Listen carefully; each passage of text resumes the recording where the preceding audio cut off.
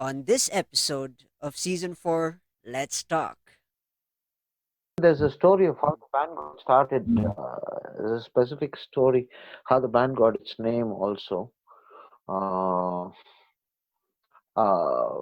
it seems Ozzy Osbourne had come into possession of a book about the black arts.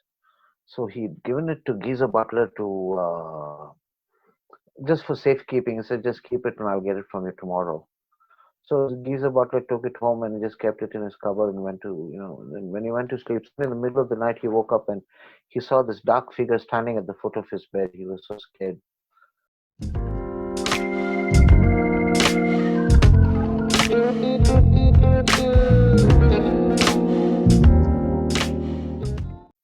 Hey folks, welcome back to the Rajiv Show, and I'm your host Rajiv Doraiswamy. And this show aims to help reach out to those who are currently struggling in life and to remind you that life is indeed beautiful when you're inspired to make it your own. All right, folks, this is going to be a special episode. This time going to talk to my dad. Dad, how are you doing today? Hey, baby boy, I'm doing fine. How are you doing? Yes. Hope you're staying safe. Oh, yeah, safe and productive as usual. Anyway, could you Very give nice. listeners a little bit of background about yourself? I'm Sudhakar and I'm a musician and I teach music at a school, at a girls' school, and I've been a musician for as long as I remember. Uh, and I'm a choir conductor by profession, and I'm also a teacher by profession. And I also teach privately. I train voices for the Trinity College of London exams, and I also play for a rock band. I love rock music, and I play classical music. I play almost all kinds of music, except rap, though. But yeah, I love rock music, and I love classical music, choral music especially. And so that's who I am. I gotta ask, who were you in high school? Are you a bully? Or are you popular guy? Or who were you basically in high school? Well, my high school, I kind of was on a very different trip. I was seriously into music. I was very crazy about my music. Uh, During my summer holidays, I used to play music for a evangelist, and she was quite popular. And I used to play the guitar for her whenever she went on occasions. And so uh, I used to do that, and music was a very important part of me. So I was very seriously involved with music. I was in my school brass band. I was playing the trumpet, and then yeah, basically that. Then music occupied a lot of my time. So I did have a lot of good friends. Then I studied out of town for a year, and then I came back and I finished my 10th at another school.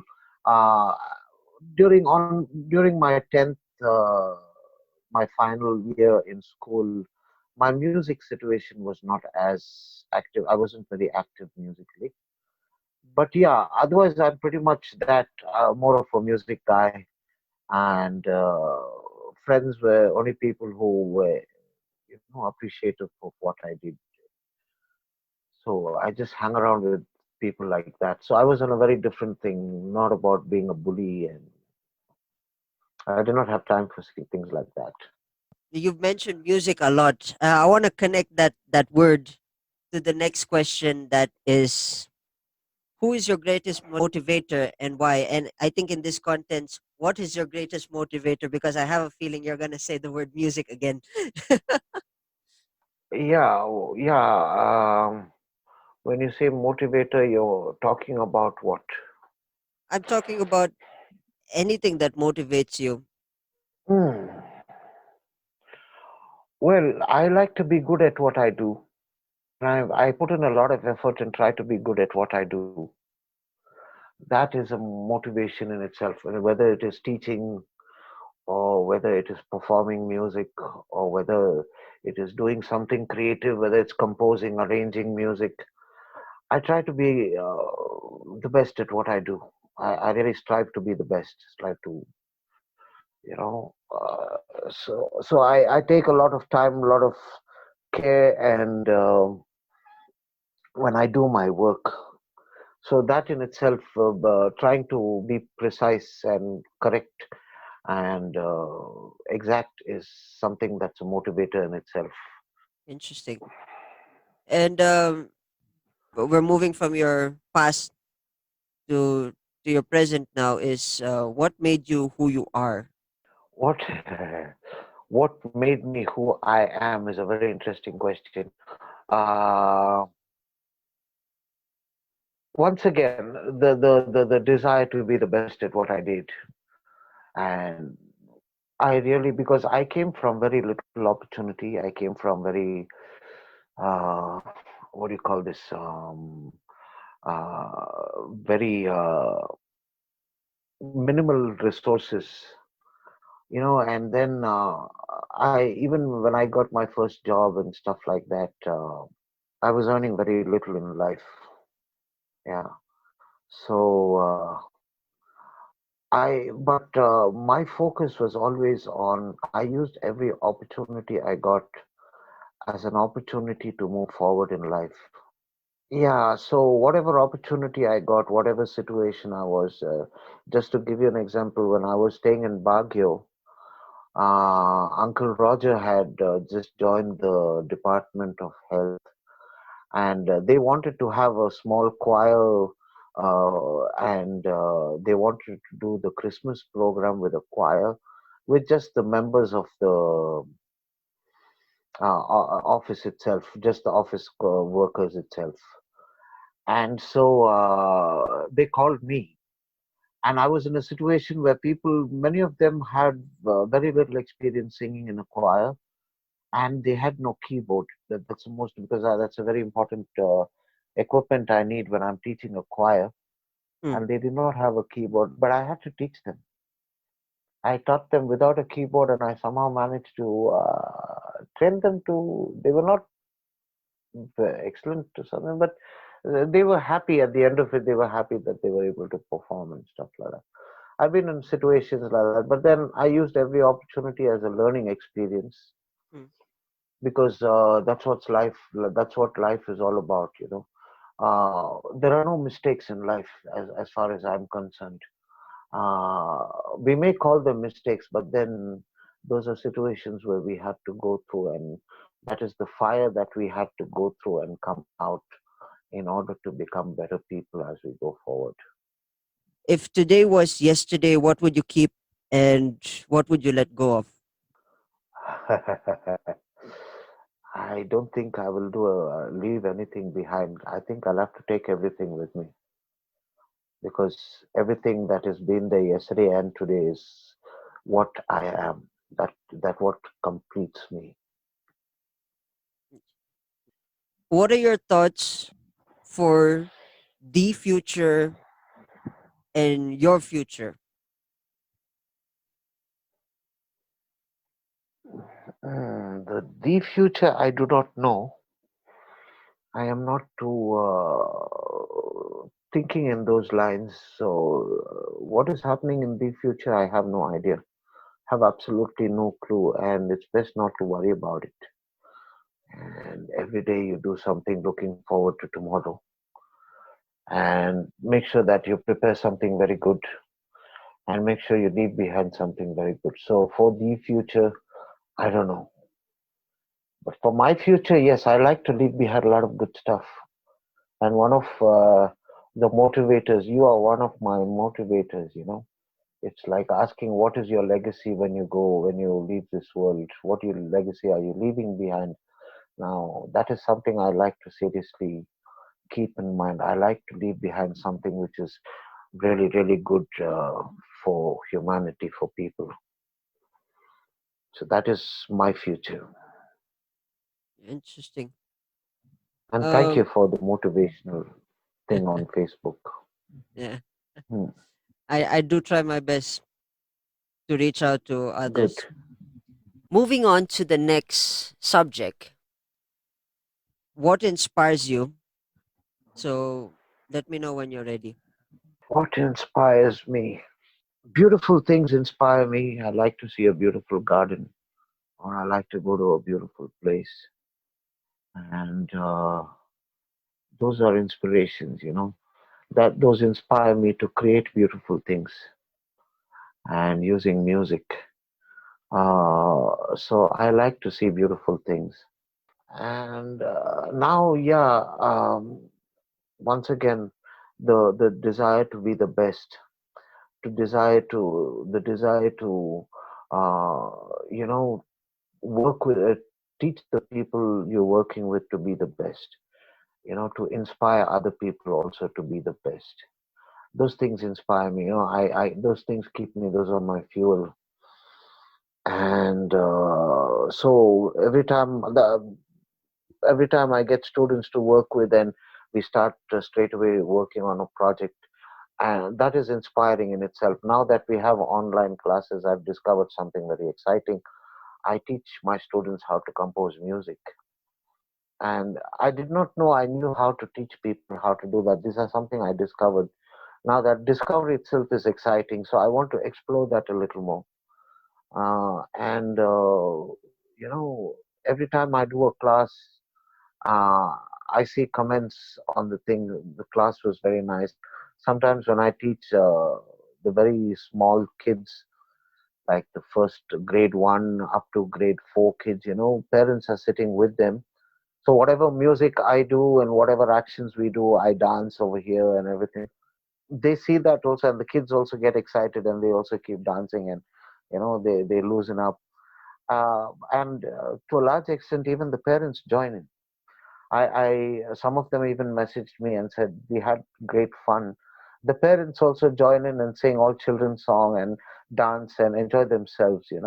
That is inspiring. When people come and say that whatever I did made them feel good about themselves. That is inspiring. You know, so inspiring other people, making other people happy is something that inspires me. Uh, that desire itself is very exciting. So, a lot of things. And I have one of the most exciting lives, I must tell, because I wanted to be a musician when I got my first guitar when I was in grade six. And there was no turning back. Before that, I wanted to be a pilot, but then uh, the guitar kind of changed the direction of where I am heading in my life. I want to be a musician from then, and then I landed up being a musician. Right here I am being a musician.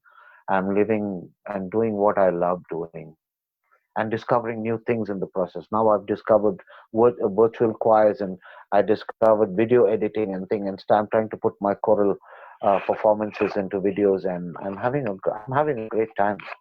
I love my life. Anyway, yeah, my kids also inspire me because one thing is my kids are generally my number one fans, and they also my number one critics. Like so, that kind of completes everything. And my kids are very inspiring. Yeah, my daughter never misses a show whenever I perform. My son never misses a show whenever I perform. It was always a joy to have you in the audience, and having a ball. I remember once when we gave you the video to record, and you were bobbing your head so much to our music. The video recording also was bobbing.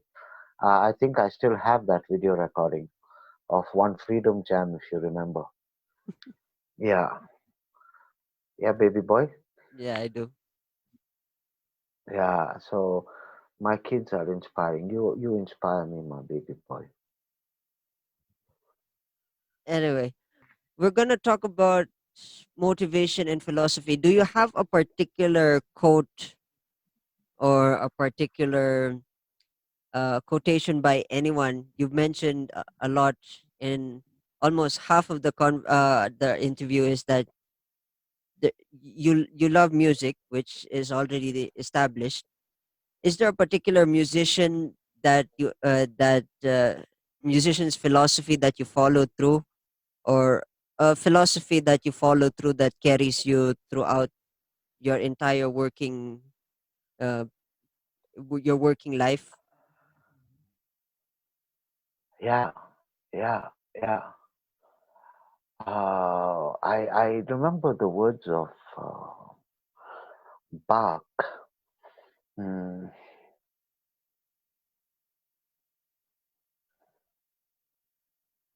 yeah, he said every composition is a work of prayer, and every performance is a work of worship. So that thing is very important to me. So every time I perform, whatever I perform, I make sure that there is the element of reverence in the performance. And there are a lot of other quotes, but yeah, that is the most significant. All right. With that, we're just gonna go on a short break, and we'll Mm. be right back, folks. Calling in collectors from around the Philippines. Are you looking for a valuable history lesson about Baguio City? Or you just want to collect stuff that brings you back in time? Check out Hobby Depot Baguio, which is located at Kuwis number 8 Prudential Life Building below Jollibee, Assumption Road, Baguio City. You can also find them on Facebook at Hobby Depot Baguio. Hobby Depot Baguio, the one stop shop for everything hobby related.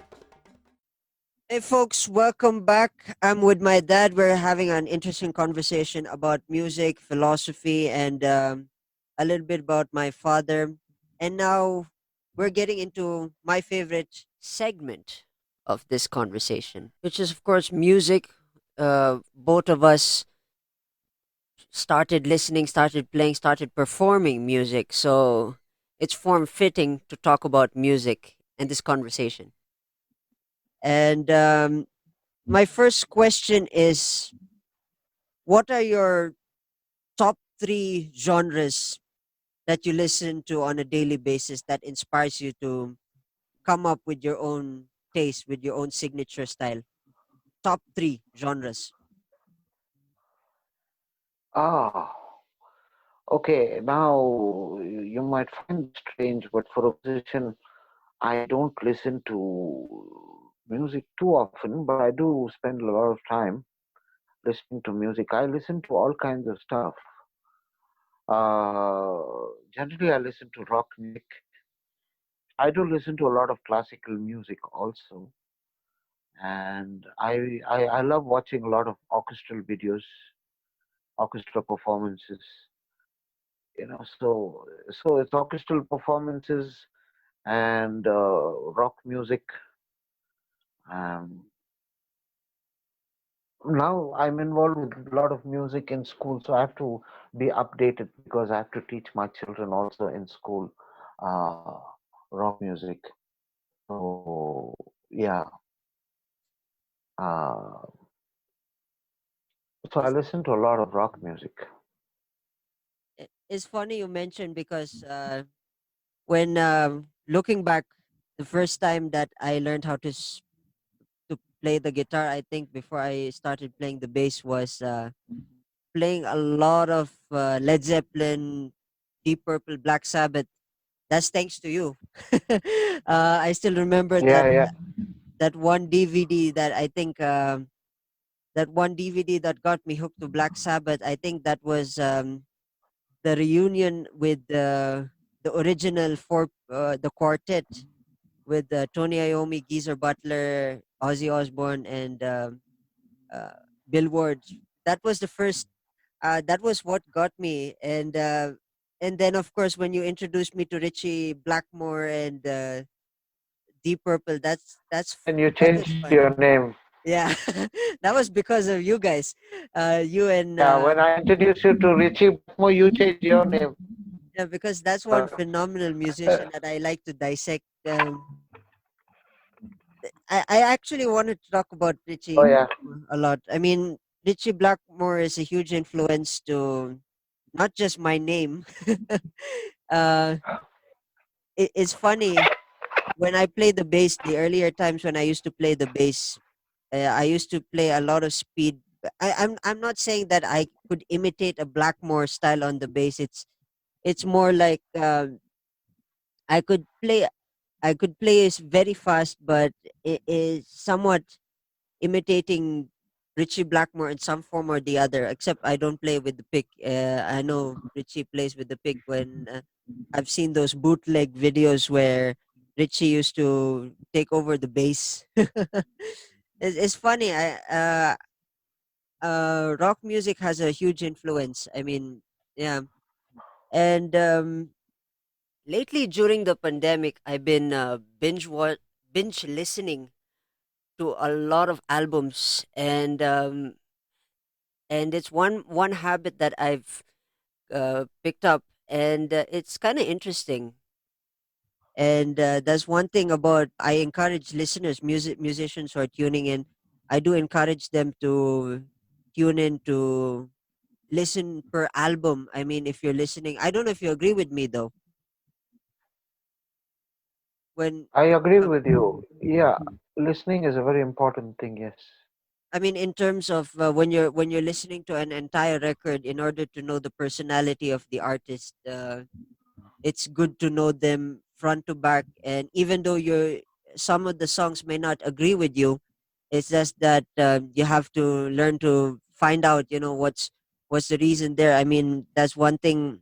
That's one creative point that I remember from my last years, especially when I was studying a lot of these musicians as well. I spent a hectic amount of time studying Richie Blackmore and their music, and I think uh, even when they changed their musicians, there were a lot of stories that somewhat connected to their music. I'm a huge Coverdale fan.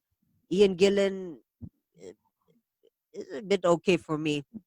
Uh, for those who are listening to this and huge Deep Purple fan, I'm sorry to disappoint you. I'm more of a Coverdale than Ian Gillan. What about you? Are you a Gillan or a Coverdale? I like both of them. They're both good. Uh, They were both something good. something about the blues tone that And Coverdale even brings. there was this other guy also. Oh, there was a tribute to John Lord concert recently.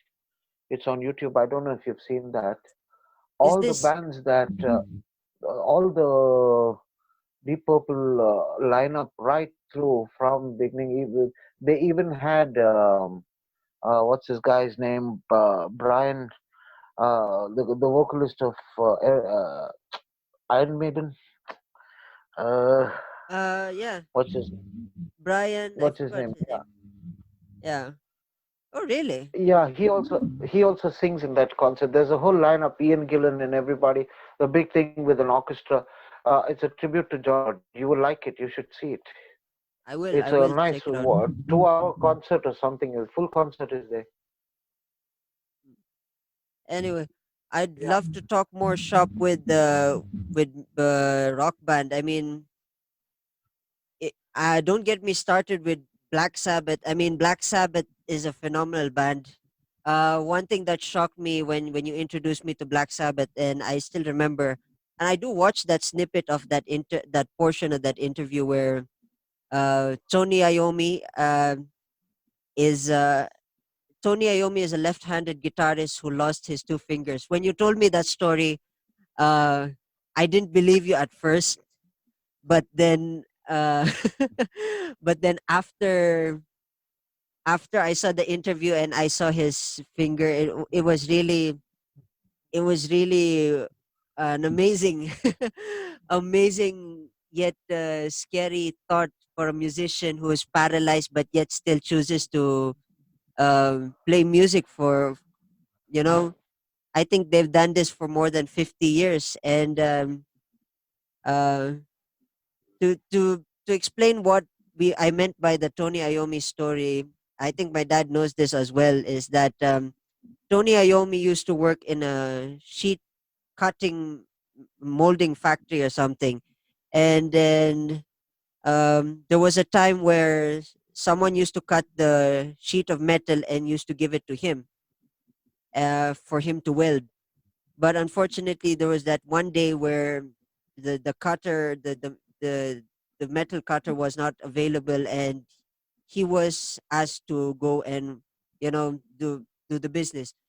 And then there was a time where the metal cutter falls down onto his fingers, his middle finger and his ring finger, and then he had no choice to pull the ends off, and from that day onwards, I think he had this. He discovered an artificial way to replace his fingers, which is really interesting. Uh, for musicians, it's funny in this generation. I don't know. It's very weird that in this generation, even a slight dent, a lot of people are too highly sensitive. But looking at the the passion for playing music, and I think that was the main reason why he had to tune down his strings, and he created this sound, the Black Sabbath sound, which is of course dropping dropping the tuning. And I think my dad agrees with me because he was the one who educated me on this, and I'm also sharing this information. I've always wanted to share these information, and the philosophy of Black Sabbath is not as how you think it is. Um, my dad educated me on the fact that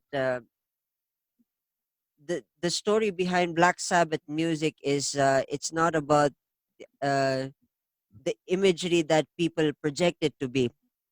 And Dad, could you tell the folks who are tuning in about the philosophy of Black Sabbath? Oh, Black Sabbath. Okay, now it's a very complicated story, but it's see, basically they used to play music like regular people, but then they were not going anywhere, and so one day they used to rehearse opposite a movie theater, and that movie theater used to play a lot of horror movies, you know, and it was always crowded, and they used to see a lot of people going to watch horror movies, satanic stuff and all kinds of things. So these guys suddenly had a idea. They said, why can't we write music about things like that? If people like that kind of stuff, then we'll write music like that. So they just got started and started writing music about. It was just something that youthful guys, trying to think out of the box and come up with an idea. And that's how Black Sabbath got started. And then they used to talk about basically their everyday life, how things, how things affected them, and so yeah. But then And there's a story of how the band got started. There's a specific story how the band got its name also. Uh, it seems Ozzy Osbourne had come into possession of a book about the black arts. So he'd given it to Geezer Butler to just for safekeeping. He said, "Just keep it, and I'll get it from you tomorrow." So Geezer Butler took it home and he just kept it in his cupboard and went to, then when he went to sleep, in the middle of the night, he woke up and he saw this dark figure standing at the foot of his bed. He was so scared. And then after some time, that figure disappeared. And this is the story Geezer Butler tells. And then he says, after some time, he just suddenly remembered something about the book. And then he went to the cupboard to see that book was gone. So that was a very mysterious thing. And then they wrote about that event.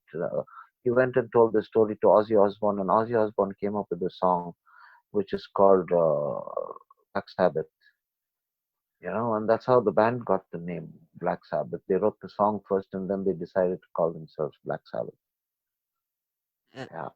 the phenomenal part about that album is that is the first album that they released, and I think the first part of the lyrics, because I remember I tune into from time to time. I always tune into Black Sabbath, that first album. The first lyrics that Ozzy Osbourne says is, "What is this that stands before me?" Is kind of scary, but yeah, it kind of connects. And yes, that's how that's Yeah, one. because he paints the picture very nicely. That guy It, it, is very vivid once you know the story. Yeah. it's a very simple lyric, and somehow it grabs you. It grabs. There's one thing phenomenal about music, especially with some very nice lyrical content. I mean, for lyricists who come up with so many complicated words and supercalifragilistic and all that kind of weird spelling words, I guess my next question that is going to connect is, what are your thoughts in lyrics writing? I mean, do you think it's best to have those complicated storytellings, for a musician who's starting out, who's tuning into this episode? I don't think it's absolutely necessary. You can use simple everyday words and come with composition. Bottom line is the kind of message you want to, you know. If you listen to music of Sting, he uses some really uh, high words, some very complex words. You listen to Ozzy Osbourne, his words are very simple, you know. And you listen to Dio, his words are kind of poetic, you know. So each one has their own, but still he uses some very simple everyday words, you know. So it all depends. It's all, but the most important thing is to get the message across. Your words have to be under, your sentences, your thoughts have to be understandable, and that's what matters when I it's think coming to when it. uh, Yeah. I think the writer's block for certain lyricists. I think I do remember when I did attempt writing some lyrics myself, were the times where you can't really get a good story even if you're cocooned in the room. It's funny. It's really a hard. That's the one hardest portion. Spending time thinking, and that's one thing Yeah, for. for people who are creative, it's very important for you to be mobile. Hmm, I mean, you shouldn't stay stuck in one place. You should move around a lot. So when you move around a lot, then you what do you call this? Then your mind starts working a little more. One thing you need to understand is there are triggers in our head. hmm. You go and you see a tree and see a particular shape of a tree. Something will trigger off in your head. That will open up some channels in your mind where you can come up with lyrics, or you look at a cloud formation, or you look at something, you look at a bike, you look at a car, something, anything can trigger off. So there are triggers, so you need to go and probably just go for a spin, or get out, go to a different atmosphere for some time, and just let your mind open up for a bit. Then then the block will be lifted. I have that problem also when I'm writing. Sometimes when I'm doing something creative, sometimes I'm staring at the laptop and not gone too much too far with anything. So I just leave it aside and then just move out, go out, or maybe take the car for a drive if it's in the daytime. Something. That's the best way to get out of a writer's block. We've opened a lot of stuff here in this conversation, and I'm hopeful. I mean, it's unfortunate that we have to cut our segment short, but I'm hopeful that the next coming seasons we dissect we dissect music in its m- from its large form to its small. That'd be an interesting season for us. Yeah, Hopefully, yeah. the sing. Um, Why not?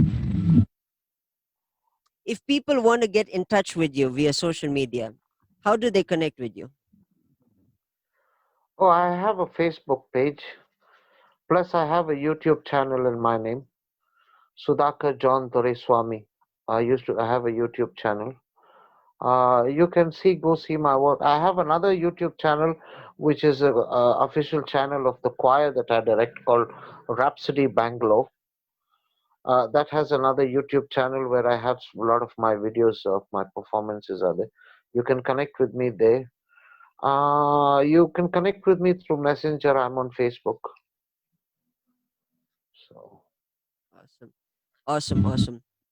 Um, with that in mind, I want to thank my father first of all for this interview. I'm sure that a lot of people who are tuning in have learned a thing or two about hard rock and heavy metal, and I'm sure they were also educated in some form or the other. Thank you for doing this interview with me. inviting me.